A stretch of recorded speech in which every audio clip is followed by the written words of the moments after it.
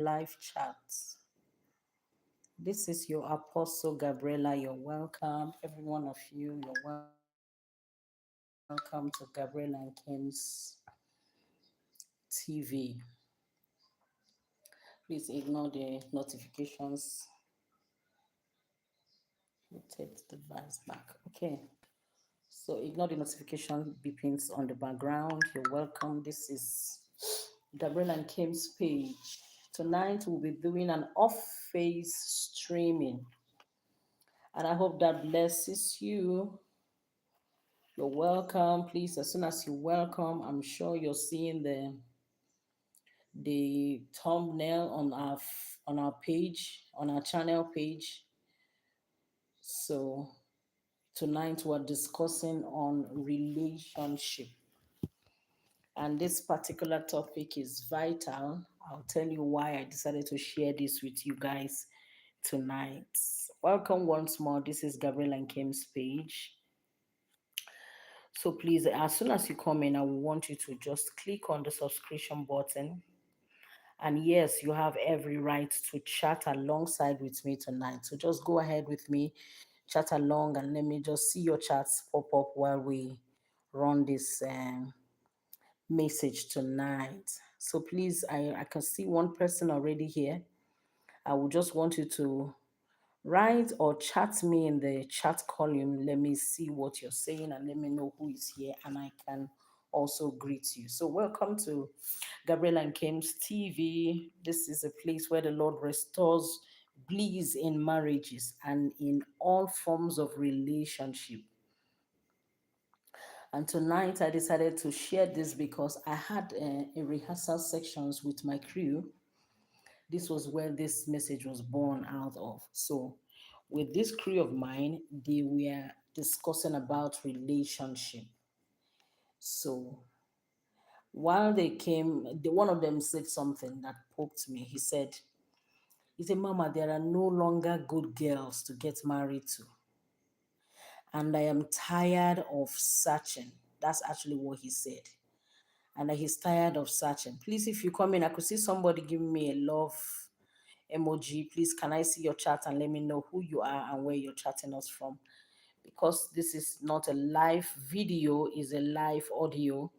I can't see your face. You can't see my face, but I can see your entire chats. Okay, that's fine. Hey, thank you so much, Bass Boy. You're welcome to my channel. This is a place where the Lord restores bliss in marriage and in our relationships. Okay, each and a blessing from Abuja. Thank you, sis, for joining me. Thank you so much. You're welcome. Tonight, our topic is very loud and bold. What a lady needs and what men need to know that this lady needs. So please, as soon as you join me, I have 4 persons looking at us right now. Please, I want you to hit the subscription button. We're 7 already. Please, can we just hit that button and then let's roll? What does a woman need? What does a man need? Or what does the man need to know that this woman needs? You know, it's so easy for us to say a woman needs sex, a woman needs money, a woman needs paparazzi. She just wants the fun. She just wants the whole thing running around her. But sometimes we can be wrong when we think we know what a woman wants. Now, having been married for 15 years, I can say boldly, and I beat my chest to say that what people think a woman needs is not really what a woman needs in marriage, in life. Because marriage is the only relationship that makes us stick with one partner for a long time. Yesterday, I was watching a video of some persons who had been married for 40 years, some 35 years, and that was quite alarming for me. Like, these two people stuck to themselves for this number of years, and that's beautiful. So, and then you see that marriage is the only relationship that will make you stick with one partner for a very long time. Yes, please, as soon as you come in, just subscribe to our channels and then hold on to tonight's teachings. So, and that's why it is a relationship that trains you in character. It is a relationship that bets patience in us.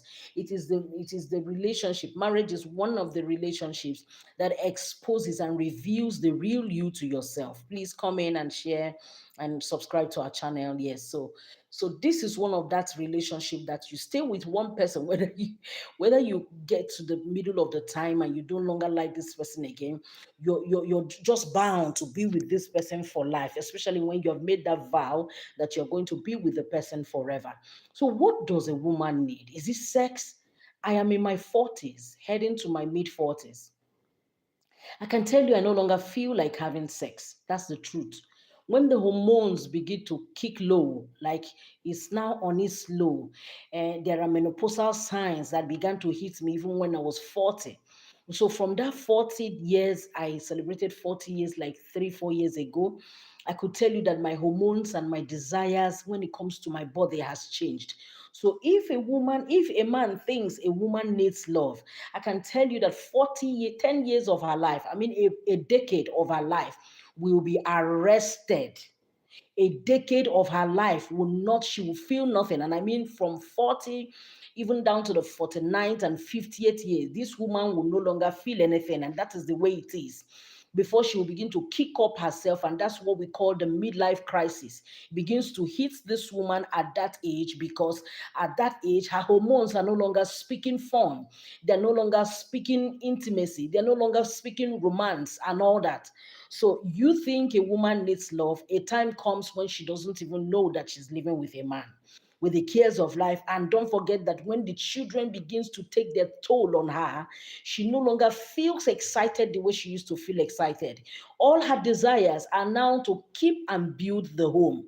And that reduces her sexual desires. It reduces significantly the sexual appetite a woman has. So I want you guys listening to me tonight to cancel it in the book that it is not a desire. Sex is not a desire that a woman needs for a long run. You may enjoy it in the few years of your marriage, but when the cares of life begin to bear upon her strength as a woman, those do no longer matter to her anymore. Now, another people will argue with me and said, "Oh, money. A woman needs money. That's what she needs. That's what they click on. What money? Once you give her money, she will give herself to you. Once you give her money, this will happen." I can tell you that a whole lot of women are making money more than men these days, if you will agree with me. Most women are the ones carrying their homes and their families. If you say it's money, most women are the ones who are on the forefront of their marriages, sustaining their marriages, trying to keep it standing, trying to make sure that the children are eating. So if you think, or you are the man that thinks that money is the reason why a woman wants to be in a relationship, I can tell you, you are just getting it all wrong. Because nowadays we have women who are CEOs, who are entrepreneurs, who are just out there to push their cause, to best themselves and get themselves the best things of life. Women are now on the other side of life where they see themselves that they can get anything they desire in their hearts to get. So money is not really a big thing. So what is that big thing that a woman really needs? So, in your search for the man of your dreams, you need to come to terms. This is me, the woman talking. You need to come to terms with what kind of man I need in my life for a long time journey, a lifetime journey. Please, as you come in, subscribe to our channel. There is a kind of man in the mind of a woman for a long time journey, and as a matter of fact, a lifetime journey. You understand? This is crucial for bliss to be possible. And somebody asked me in my page on Facebook today, what is the meaning of bliss? Bliss. Bliss simply means sweetness. Bliss is the Hebrew word for sweetness. So anything where you see bliss, you mean sweetness, and that's what bliss simply means. So it is crucial for bliss to be possible. Bliss cannot be possible if you do not know the kind of man that you need, because on the long run you may get tired with what you have chosen. Honestly, we don't necessarily need any kind of man on the streets, believe you me. Behind the steering, no. Bearing the CEO tag, no. Owning the estates and what have you, no. Unless you have met a woman who is a gold digger, who does not intend to be in a lifelong journey. I am not saying that there are beautiful, kind, powerful men who are not CEOs, who do not own estates, who are not, what you can call great, that are also good for husbands. There are. There are. But what I'm trying to say is that what we need in an impaired generation like us right now is a man who can hear, who can trust and obey God in all things. I will repeat this again. All we need is a man who can bear, who can hear, who can trust and obey God in everything that we can ever desire. I can tell you that for being married for 15 years, I can tell you that that is very key and vital. This is one precious and rare gift any man can possess. Oh, who are those calling me? Please, I'm not in for this meeting tonight. Excuse me, people. Excuse me. I just need to shut down this. I'm trying to reconnect. Yes, I'm live back now. So, this kind of man who hears, who trusts and obey God in all things, they are rare. Because I can tell you that if this man who is a CEO and who owns estates and who can be the greatest thing you can ever desire, if he does not know how to hear God, whatever he had built, my brother, my sister, that whole thing can crumble in one day. Just one major bad decision in business, one major decision in business with the wrong people at the wrong time in the wrong place can bring down everything he has built to the floor. I can tell you that was one of the cases of my father, a very great known rich man, owned his company. He was a multi-producer and distributor of many products and things that you can think of. But what brought my father down in one day was simply what? A wrong choice and decision that he made. So it is vital that you are not just looking out for that man, or we women, we're not looking for that man who is all this. We know that we, by his side, he can become all this. But what I want to be sure is, can he hear God? I want to be sure, can he trust God? I want to be sure, can he obey God? Because this is important, because the man, as the head of the home, needs to be in tune with both spiritual and physical existences, spiritual and physical realities that are operational in our lives now. If not, this man, no matter who he is, he's going to make a huge bad decision that will crumble not just him and his estates, but also his family. So if you want to hear from a woman, this is our fear as a woman. These are the fears we nurse, the insecurities. We want to be sure that this guy is not just, I'm not just giving myself to a handsome guy. I want him to be, the English people say, two heads are better than one. And I try to paraphrase that, and I always say, two good heads are better than one. I don't like saying two heads. If you heard me there, please, can you just type that in the comment section and let me know you're following up? I don't like to say two heads. I like to say two good heads are better than one, because if the guy is not a good head, he can just bring everybody down in one day. Every business deal that failed was decided on a day. And once it was decided upon, everything was lost. So that was a case of my father. A very bad decision in business, a choice of attitude and character and whatever was what brought everything he built with all the big name he had. He brought down that thing. And these are the fears of a woman. A man who can hear God so that he can be able to make the right choices and decisions in life. Now, I want to also say this, that being a man of the spirit is so plausible in this dispensation. This is key to where we are going to. I don't believe that I should come out of the road and I will enter a car when I know that the driver of this car does not know how to drive.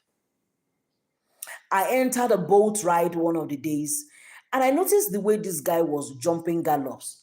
And I noticed the way he was making swerves, or swerving the steering, like he just got to know. He didn't see those, whatever he was trying to avoid on the road. He didn't see them before we got there. So he was just driving as if he was just seeing these things like 2 inches to us getting there. You will see him swerve his hands. So quickly I said to him, sir, please, can you stop here? I want to buy something. And the guy made a stop. Please, you can join me tonight. The guy made a stop. So when he stopped, my first question was him. I said, are you a new driver on steering? He looked at me, he smiled. I said, why are you smiling, sir? I'm not joking. My life does not have a duplicate. And I have to be careful how I am driven. I'm going to pay you for these services. And I have a right to choose who drives me on this journey. I may be running late where I'm going to, but I'll rather run late and be safe than I am in a hurry and I am not able to get there. I need to be sure that you know what you're doing. Like you've jumped about 4 gallops, and I'm not, aware if you didn't see these gallops on time. Are you sleepy? Did you drink? I began to ask him these questions. And I noticed that he wasn't engaged in any of these two, but rather he was hugely distracted. He was highly distracted. His senses were not in tune at the moment while he was driving. So he quickly apologized to me and then promised me that he's going to drive safe, because I was actually about to alight and then get another boat ride. But quickly he apologized and told me I should get into the car, that he's going to drive well. And he now did drive well. Now, what am I trying to say? You can't trust your life. We women, as vulnerable as we may seem to be, we do not want to trust any man who we are not sure that he knows how to drive the car of our lives very well. I would not want to give myself to a man who I am not sure that knows how to drive the car or the boat of our lives. I am to be sure that this man knows how to drive. He knows the road to which will lead us to the goals, the pursuits, the purpose of our lives. This is the man I'm looking out for. It's not every man that knows the road to success. It is not every man that knows the road to greatness. It is not every man that knows the road to the limelight, to the top. Some men may know the road, but along the path, they will get distracted. Some men may know the road or may know who knows the road, but along the time of life, they may get distracted, or they may get what? They may have a detour. I don't know what it is that may come along the path of life. But the only thing I want to be sure of is, does this man have a hearing ears? When you mingle with a man who has a hearing ears, you are going to be sure that this man is going to drive the boat of your lives perfect. He needs to hear God beyond his feelings, his ego, and his individuality. These are very important. If his anger always beclouds the judgment that he's supposed to judge firmly, then this is not a man to trust.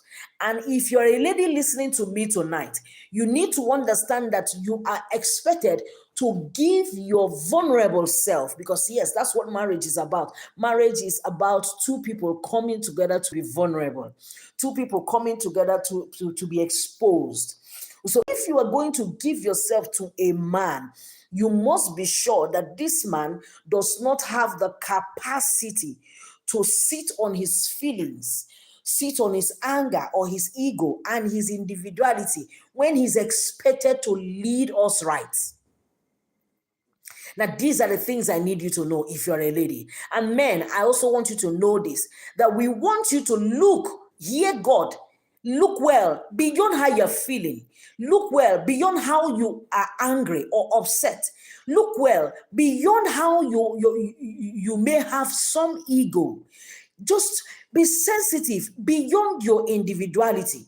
We may be on a highway and you're angry on that highway. Some of us are on the path to greatness. We're about to hit a deal. We're about to do something amazing. And all of a sudden, your feelings gets into the way, or your ego gets into the way. And from the top, we crash down when we're about to make a major decisions of our lives. Now, that's not fair for us in our lives and in our relationship. So a woman needs to trust that as the cares of life hits you, your feelings about what we intend to achieve hasn't changed. A woman needs to trust you that as life tosses us to and fro, left and right, front and the back, she needs to be secure that you are going to still make sound choices for us.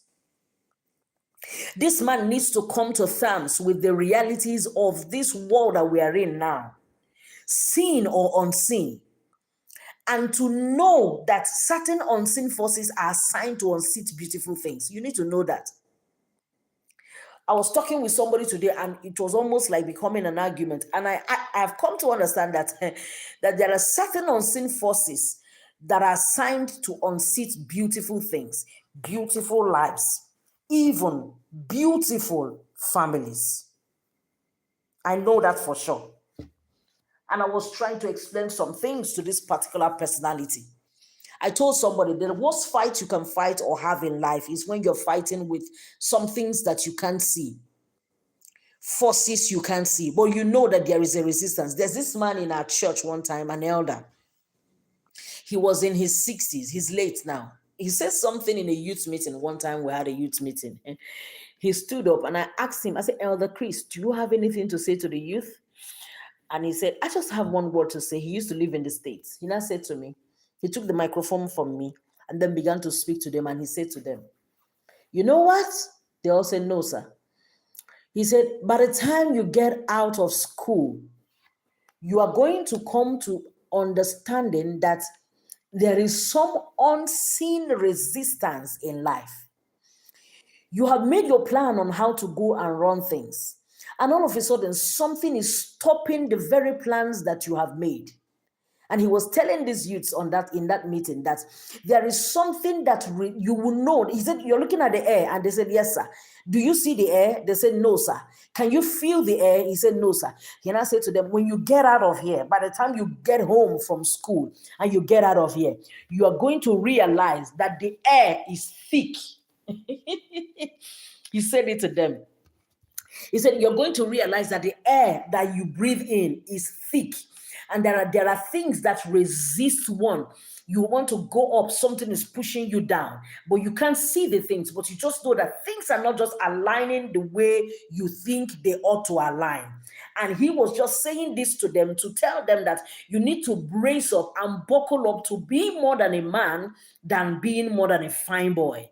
That fine boys can't resist what life is about, but that strong men who had made decisions and determined in their heart that they will walk through life and make it are the ones who make it eventually in life. And that thing taught me a very great lesson as he was speaking to the youth on that day. He said to them, the air may be colorless. You may not feel the air, but that the air is thick. When you're on your journey to make it in life, you will realize that the air is thick. And was saying to them, that is when you need to hear God. That is when you need to ask God. That is when you need to hear God who sees what you can't see. And with that, this is the kind of man I want us to be with. So when there is a dispute, this man isn't just angered or hearing the woman spitting words like fire. I know such men. He will also see the devil fanning the fire. I know a man lately, I met a couple who wowed me. Like this couple was, burdened with a whole lot of things. But I saw the way this man was full of understanding. He was looking beyond what this lady could say or spoke. He looked beyond her irritabilities, her overbearing attitude, because she too was burdened with a whole lot of things. But I can tell you, I saw a man for the first time who was calm, saying the right words, even in the midst of a very tensified situation. He was in control. He saw that this woman was not speaking because she wants to just speak the bad words to him. He knew that this girl needed a succor. She needed a pat at the back. She needed to be called a sweet, soft name. So in that her irritability, this man came down, held her by the hand, called her a sweet, soft name, and then told her, you will be okay. I was standing by there. I melted within me.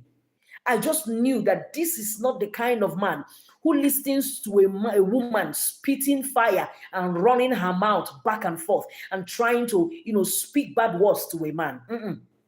What I saw is that I saw a man who understands that something propels someone to behave a certain way. So this guy was determined to protect his woman and also stop the thing that is propelling her to behave that way. Now, this is the kind of man a woman needs. This is the kind of man every lady needs. Every lady needs the man who, even though I'm running my mouth, I am hormonally disorganized, I am irritable, I am taking things beyond control, I can't seem to control what I feel or what is before me. I just need a man who will just come and plant a kiss on my lips at the moment, or hold me firm and say, it's okay, it's okay, it's okay, I get you, I get you, I got you, I just want you to calm down, it's okay. That has a way of diffusing every situation going on and around her. Now, this is what a woman needs. Now, this that I explained now is not sex. This that I explained now has nothing to do with money. At this point, this guy has chosen to extinguish the fire because he needs to. He knows that I am the man in her life, and this is my mission, to protect her, to keep her safe. If the things popping up in her head is making her feel deranged, making her sound insane, it is my duty to make her feel that the world is not against her. I am here to make her know that she is not alone. That is the man who walks with God. God speaks to him to look beyond the woman and her weakness. Please, as soon as you come in, I want you to just subscribe to our channel right away, immediately as you come in. Thank you so much for joining us. Oh, this topic is just getting me excited because I loved what I saw. God is seeking that man to trust.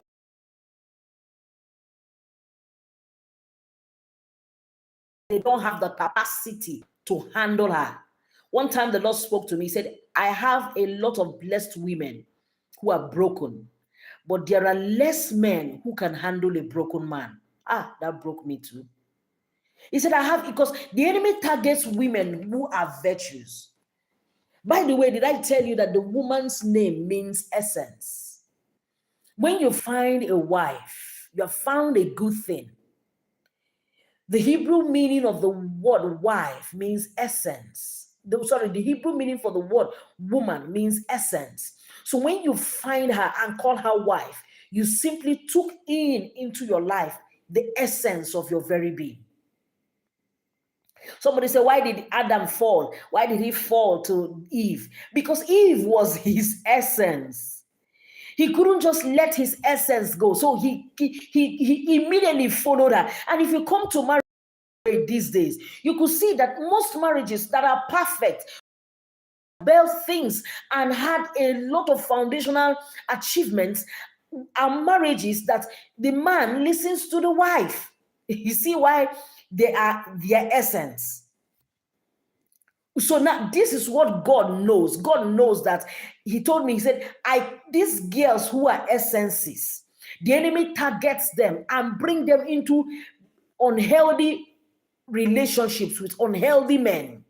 And these unhealthy men end up cracking them, end up hurting them, end up breaking them.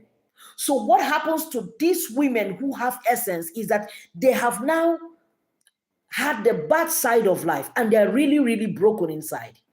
So God now said to me, I have a lot of women like this who are full of essence. But the problem is this, many of them have been broken at heart. But I don't have men who can handle broken women. There are few men who can handle broken women. Let me give you an example. The mother of Jesus was Mary. Mary, as far as I'm concerned, has the most unhealthy kind of relationship ever in life. How can I be betrothed to you, to get married to you, engaged to you, and all of a sudden your stomach is protruding, you're pregnant for who? Since we started courting and dating, I've not touched you, I've not made out with you, and you're pregnant. And the worst of it all is that you're telling me that a spirit's pregnant. That's the most unhealthy relationship you can ever think of or hear about.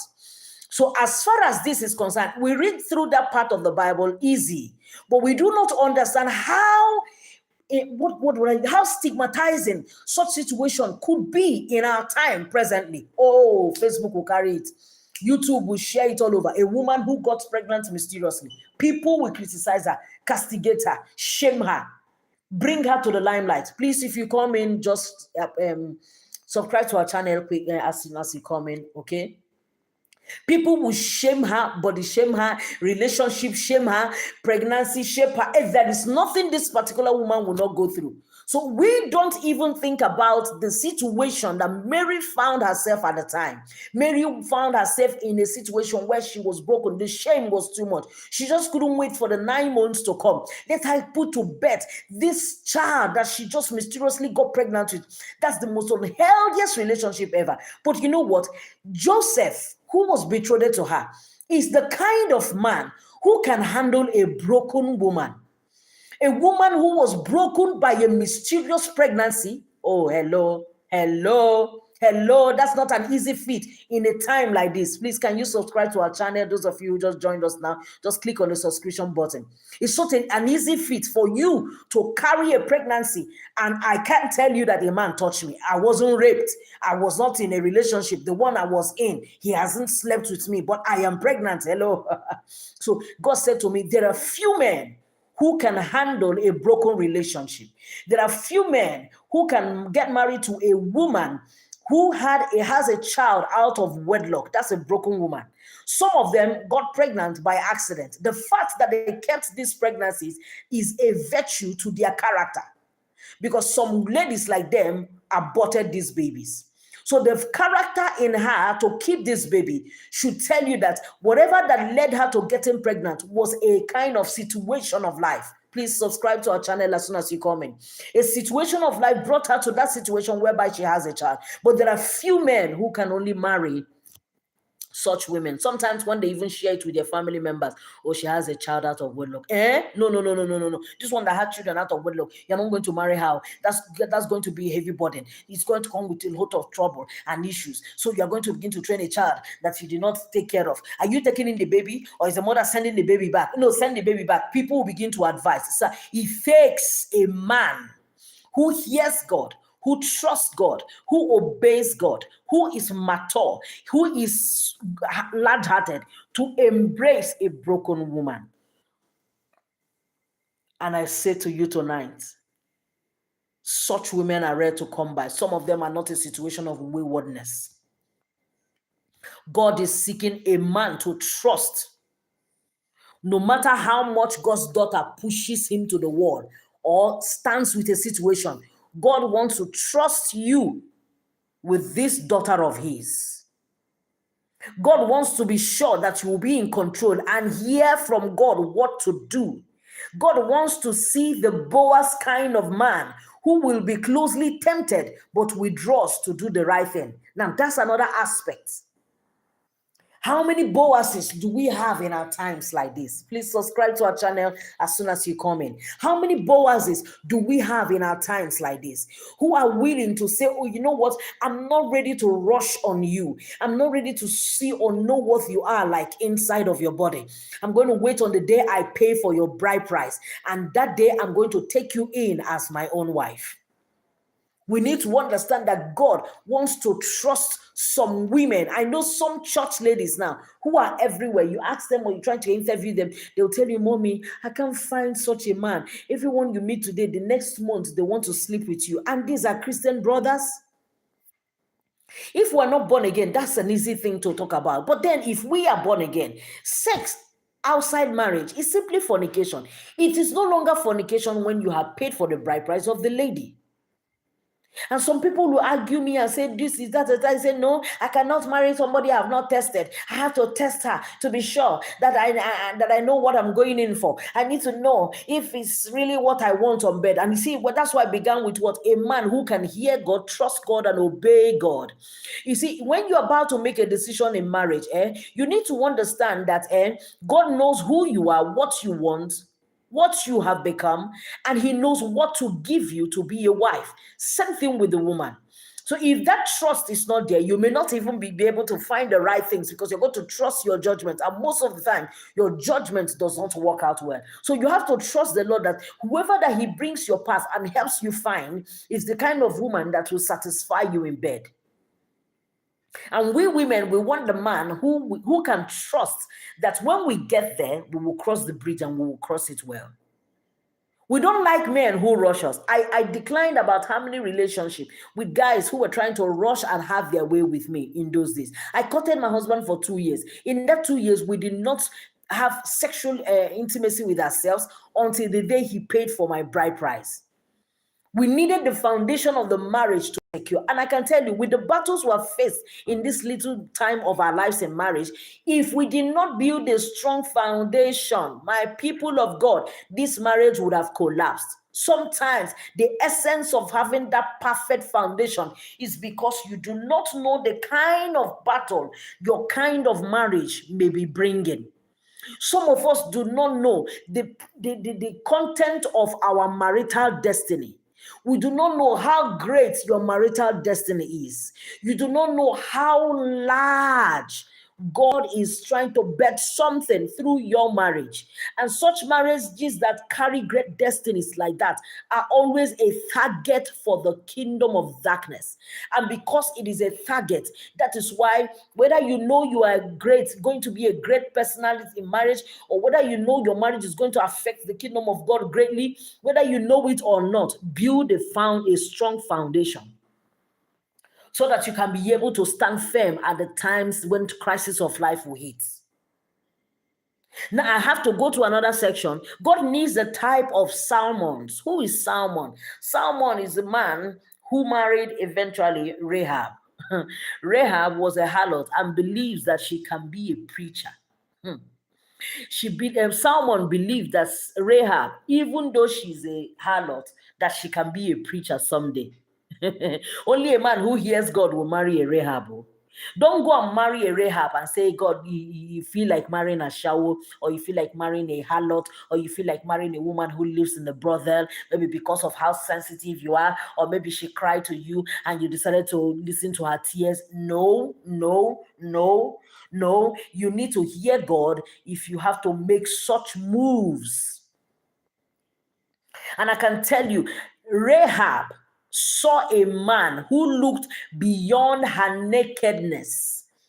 I can tell you that one thing that is synonymous to a harlot or a brothel is the fact that she knows that she is naked. She lives naked. She walks naked. Even though she has a cloth on, she knows that a lot of men had passed through her. So it takes a man who hears God to go and ask for the hand of marriage from a woman who is mostly naked to the society at large. God is looking for that man who can trust him if he speaks to him to go ahead with a Rahab. Because most Rahabs are women who have great destinies, but the enemy distracted and, obstructed their movement in life. And if God has to save such destinies, he has men like Salmons who will look beyond what they've done with their body, look beyond where they've been and who have been with them, and God will assign these men to her. These men are rare. It's not everybody it's not every man that has such largeness of heart to accommodate such destinies. They are rare to come by. God is also looking for a Joseph who knows that Mary is pregnant with the will of God. I already told you that. Ladies, you need a man that God can tell to go and apologize to you. That's a very unique one.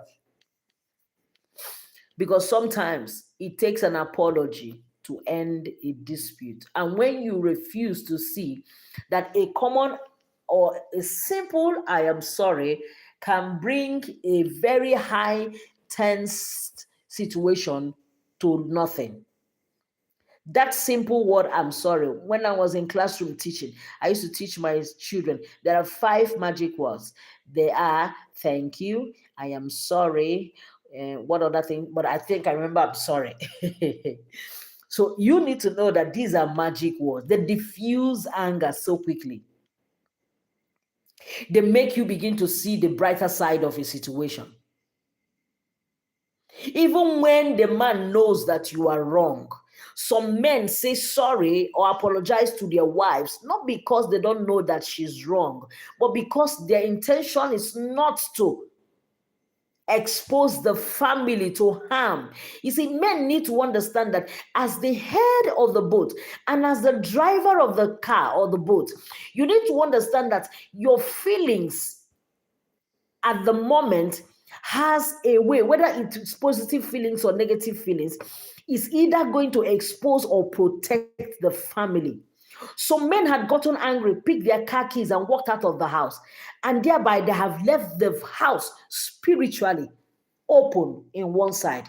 They have created a crack in the heat of a situation. You can't leave your home like that. You are only telling the enemy, I don't have the cover again for this home. So please, if you want to walk in, I'm out of here. Nonsense. No, you don't do that as a man. You don't do that as a head. We women, we need to be safe with the man that even though he knows that we're having this intensified situation, this man can always have magic words to say to us to diffuse the situation and still protect the home. Peace and security lies within such men. They honor the Lord beyond their right to be right. One time, the enemy, Lord told me something and said, I need to tell you something. You need to learn to look beyond your right to being right and look at a situation to save your relationship. Because most of the times, you may say you are right, but you have lost your partner emotionally. You have lost your partner mentally. You have lost your partner agreeably. You have lost your partner's trust and love. You have lost your partner's peace and security. But you have proven yourself that you are right. Your argument had proven that you are right, but you have lost your partner.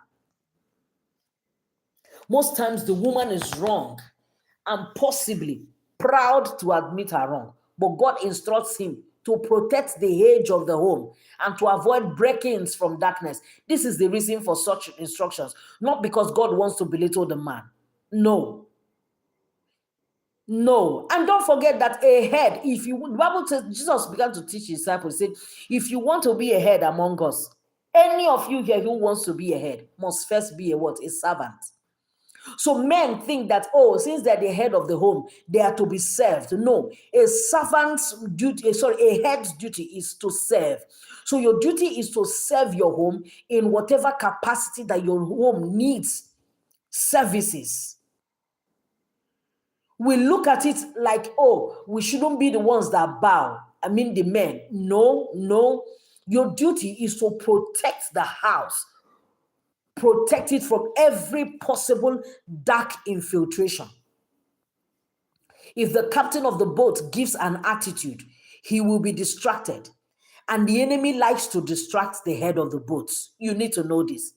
The head of a home esteems insurance or precaution over being right. Hey, you must esteem it. You must esteem insurance. You must esteem precaution. You must esteem carefulness over being right. That is what you know a head of a boat is. Sometimes you could see there was this plane crash. I was watching the video before the plane crashed. Even though the guy was losing control, he still held on to the steering, the whatever steer of the helicopter. He held on to it. He refused to let go or run back or run around like a boy, or miss his path like a boy, or even say, oh, you know what, I can't handle this, or begin to cry. But with all his intensified emotions, he still held on to the rudder. He held on to the head of the plane. He refused to let go until the car crashed. I just saw what a head does. This is what a head does. Most couples do not realize that the enemy of marriage uses unresolved disputes to snatch a lot from us, because we even see the shadow of death behind us. We esteem being good over standing right. No. Stand right so that the enemy cannot find a foothold.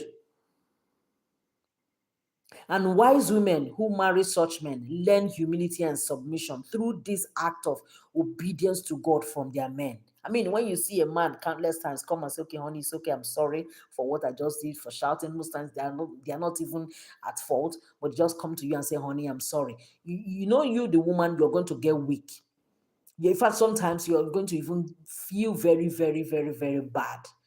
Like, you know that, oh, this guy is apologizing for what he didn't do. I'm the one irritated. I'm the one mad. I'm the one becoming overbearing here.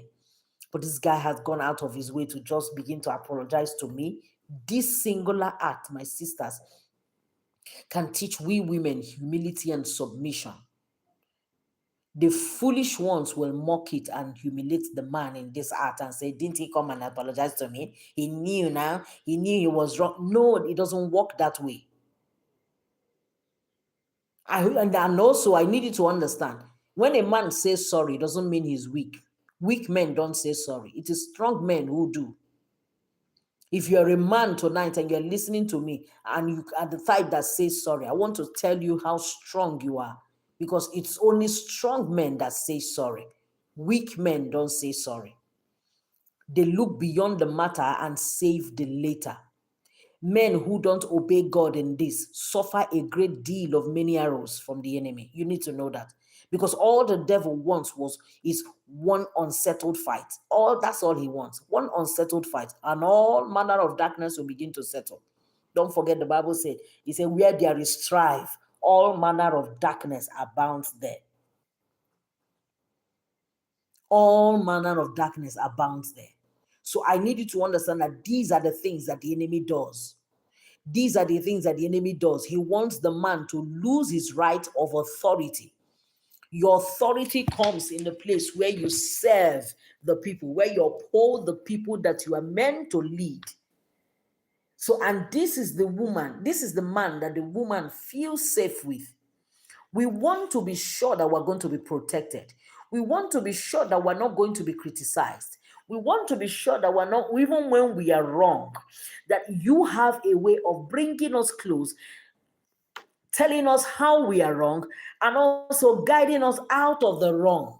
These things, money can't buy them. These things, sex can't give it to a woman. A woman wants a man who she can make mistakes before him, and she's going to be certain that this mistake I made, my husband must find a way around it, and he will. He will not deal with me treacherously. This is what a woman needs. A woman needs security. A woman needs love, a love that does not keep a record of wrong. A woman needs sensitivity. Sometimes a woman may not say all that she feels, but if you're a man who hears God, God will minister and speak to you what this woman needs at this moment.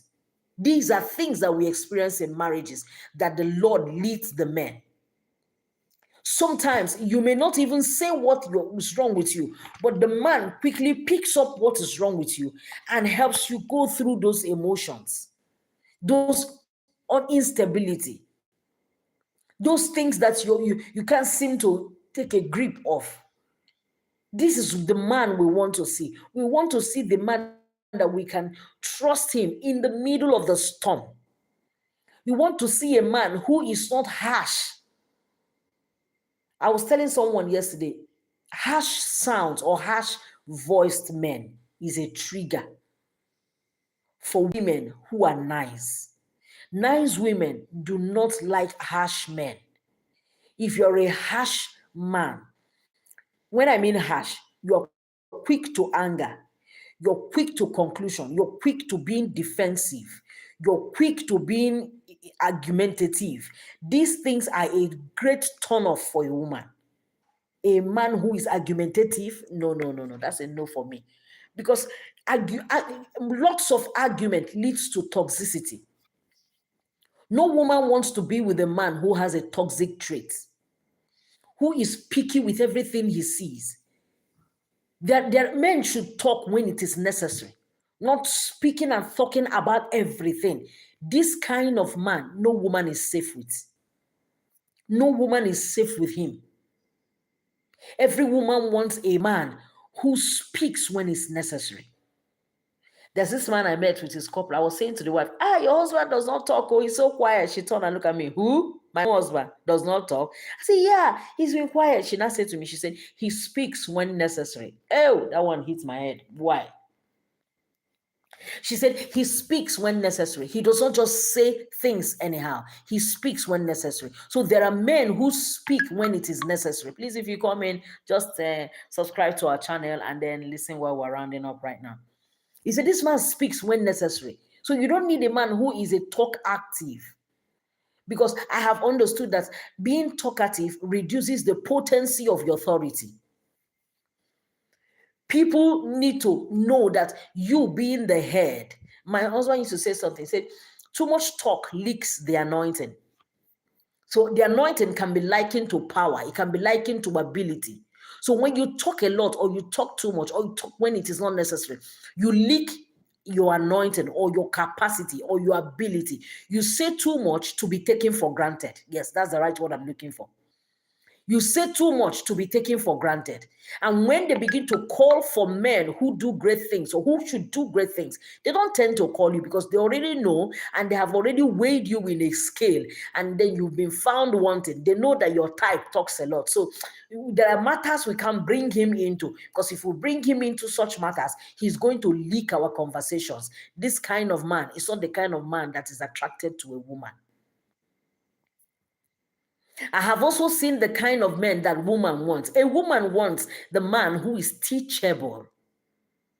A man who is teachable. And such men, if you realize that you are a man and you have married a woman and you don't understand that the word woman means essence and your essence is your wife, and then you don't listen to your wife, then you don't know your essence. That is why I will always say, two good heads are better than one. Don't go and marry a broken head. Don't go and marry a foolish head, whether male or female. Don't go and marry a shallow head. Go and marry a good head so that you are sure this head is going to advise you and you will listen. So that you are sure that when you are running and you begin to lose the sight of where you are heading to, that good wife beside you is going to call you honey and speak sense to you. This is the reason why you look well in the beginning, so that in the middle of the road, she becomes your anchor. I have seen families right now that their wives are the ones anchoring the home. Sometimes the strength of these men fail. Sometimes the driver on the boat will park on the road from some distances. He will stop at some distances. After covering certain kilometers, he will park at such some distances to refresh him. He will walk around, buy water, take some food if we are traveling by road. Why is the driver doing that? He's trying to catch some breath. Sometimes a marriage, sometimes come when these men begin to lose their essence and they try to park. And then if you are that man, woman who has come to the place where your husband has packed, you need to understand that this is what they call midlife crisis. And as such midlife crisis, you try to advise, you pray, and you buckle up and see how you can be able to support him from the other end. Not to rant over him, abuse him, criticize him. You're a man, you cannot do this. No, he has come to that place where he needs to be revived again. And with the right women handling that situation in their lives, they bounce back again afterwards. Some of them don't bounce back, depending on the kind of wife who handle them. Some of them deteriorate like that and they never rise up again. So that is why you need to be able to see the kind of woman you're about to marry from the beginning. And the woman, you need to also see the kind of man you want to get married to from the beginning. Because some men, when they hit that midlife crisis, I'm going to talk about that maybe before the week runs out. I'm going to share concerning men, the midlife crisis seasons of every life. Because majorly, the major marital cases I have on my table, these men are in their midlife crisis seasons. And because the women and even themselves do not know that they are facing their midlife crisis, they do not know what is happening to them. So all of a sudden, their thinking is the enemy, their thinking is this, their thinking is that. No, it is simply a midlife crisis. This is that place where the woman tends to begin to dishonor, disregard, and humiliate her husband because she's thinking he's more of a he's less capable at this point. The man is going through a midlife crisis. So what they do is to reboot and revive. So women who don't know how to reboot and revive them lose them. Some lose themselves to alcohol. Some lose themselves to women and sleeping around. Some lose themselves to online games, live games, and even waste their savings if they are not handled well in the midlife crisis seasons of their lives. I think I'm going to talk about that this weekend. So if you are listening to me, just stand around on Saturday. I'm going to talk about midlife crisis. It visits the man, it visits the woman. So when immature couples or immature partners hit this stage of life, they tend to lose themselves because they do not realize what is happening in their lives at the moment. It is simple. What is there is that people can't keep running and running and running. No. A time comes when you run, you get tired, you now stop. So what you do is you revive, refocus, re-strategize, and then you pick up again and begin to run to finish. Because after midlife crisis, you are introduced to your evening section of life. And once you still hit your evening section of life, it is now goodbye. Because the evening time of our life is goodbye season. So I want to stop here today with this, my teaching. What a woman needs, what a man needs to know that we need. I hope this teaching has blessed you today. And if you have not subscribed to my channel, please go ahead and subscribe because I'm going to come back on Saturday with midlife crisis for men and women. I'm going to discuss it live because, and then this time around, I'm going to do it either on a 6 p.m. or 12 p.m. So hold on Saturday as we'll be discussing midlife crisis on Saturday. So I'll roll out the timing for it. It could be 12 p.m. or 6 p.m. Let me check my calendar and then I'm going to bring it up now because if I don't bring it up, it will not support the presentation I have here tonight. So I need you to understand the midlife crisis so that you can understand most of the things I've spoken here already tonight. So thank you so much. This is your one and only Mama Ella, the therapist, your relationship and marriage coach. If you feel there are things you need to ask or you need to know more, please, I want you to come to my inbox and chat me, and then we can talk more behind the scene. And then if you need counseling on any area or support in any area of your life or your marriage or your situation, I can help support you and make you go through that season of your life, and you're going to come out smart and bouncing back. I told someone that the Bible said that with God, all things are possible. So I know that there is nothing in your marital destiny or your relationship that God cannot do. I told somebody, I asked somebody, is there another gospel for marriage? No. But in your marriage, whatever it is that life may be serving you, with God, all things are possible. So that's why God has positioned people like us to search out situations and truths that we can teach people to help them bounce back into what they are going through that is bound to happen because you can't be sweet every day. Somebody asked me one day, are you happy in your marriage? I look at that question, I said, who is happy on a 247 7 days in a week, 31 days in a month, 365 days in a year? Who does that? Every one person in life will have your sweet seasons and your preparation seasons and your foundation laying seasons. So instead of you to call it the crying seasons or the painful seasons, no, there are seasons and there are things these seasons are doing. You may think you're suffering, you're not suffering. It's a foundation laying season. In foundation, everything you get goes to the foundation so that it will be strong. So you build those foundations. Then after this foundation, the house is now built. You enter, you enjoy. You enter the enjoyment season. Marriage is sweet. Oh, don't they enjoy my marriage? Oh, it's sweet. All of a sudden, another thing will now come. Boah, another kind of pressure. It could be children, expenses. Another season comes. So I told the person, nobody is all the time happy in their marriage. You're happy today, you face situations tomorrow. You're happy tomorrow, you adjust the next morning. So just like that, we keep going until we get all together. So what we say to ourselves is, we have done well. We say to ourselves, we have tried. The good times, we keep them in memory. That's why somebody like me, I like taking pictures and videos. I keep those memories of those times we smile. The times we cry, nobody remembers to take those photos and those pictures. You see that? So, but don't forget that the good times are there, the bad times are there. Who you choose is not a bad person. Who you married is not a bad person. The times of life catches up with us And if we do not know how to handle them, we begin to say that our partners are the will of the devil for us. No, with God, all things are possible. Hanging around my post or message all the time will help you begin to run back to your marriage that you're about to give up, and you will begin to brush up the pieces and bring it back to life. God bless you as you came in here today to be with me. I want you to share this live broadcast in your pages wherever you are with, so that people can listen to it. If you know anybody who is going through a hard storm in marriage, please share it with them and let them be blessed with it. God bless you, my people. I want to thank the people who came in when I was ministering. And say, keep it random. Thank you for joining us. Who see me? Thank you for joining us. Bass Boy, thank you. Bobby Soft, thanks a million. Gospel with Bishop, thank you, sir, for joining us. My sis, Ngozi Iwe what? Iwe Adinobi. Yes, my sister. God bless you. I appreciate you so much, ma. God bless you, ma. Thank you so much. Thank you for being with me and remain blessed. So I beg to end this live broadcast.